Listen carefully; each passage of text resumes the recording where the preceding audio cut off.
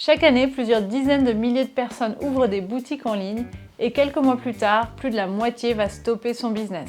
Donc essayez d'éviter les erreurs qui risquent de vous placer dans cette position. Bonjour, bienvenue sur la chaîne Webador. Je m'appelle Mathilde, j'anime la chaîne Future Fab et j'accompagne les entrepreneurs à développer leur activité. Erreur numéro 1, ne pas avoir de concept. Les personnes se lancent souvent dans un projet vague, pas assez ciblé sur une niche ou un concept spécifique. Si vous vendez mille et une sortes de produits très différents, la communication est plus difficile à cibler, la publicité est aussi plus difficile et en règle générale, cela multiplie vos frais. Il devient donc difficile de se faire connaître.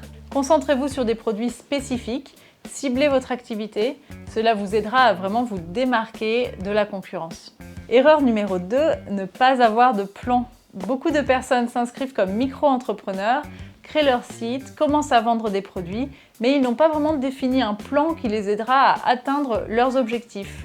Il existe tellement de manières différentes de faire de la publicité, d'utiliser les réseaux sociaux, il existe tellement de méthodes de communication. Donc faites dès le début un plan. Asseyez-vous, posez-vous la question, qu'est-ce que je vais mettre en place pour atteindre mon objectif? Faites ensuite un plan précis, étape par étape. Erreur numéro 3, dépenser trop d'argent dans son stock.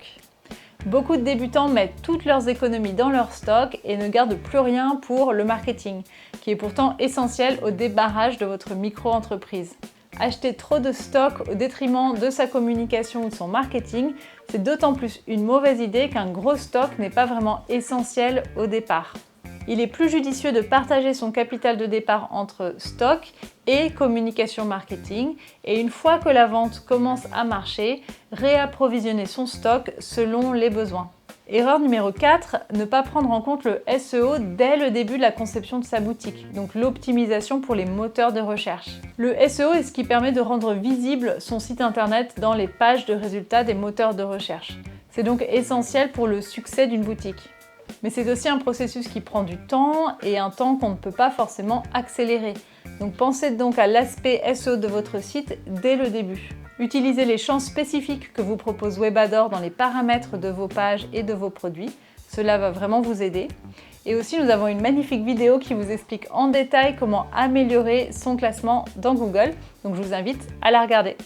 Donc en conclusion, voici donc des erreurs que vous pouvez désormais éviter. Donc définissez un concept précis, faites un plan, ne mettez pas toutes vos billes dans votre stock et enfin travaillez le SEO de votre site dès le départ. Bonne chance!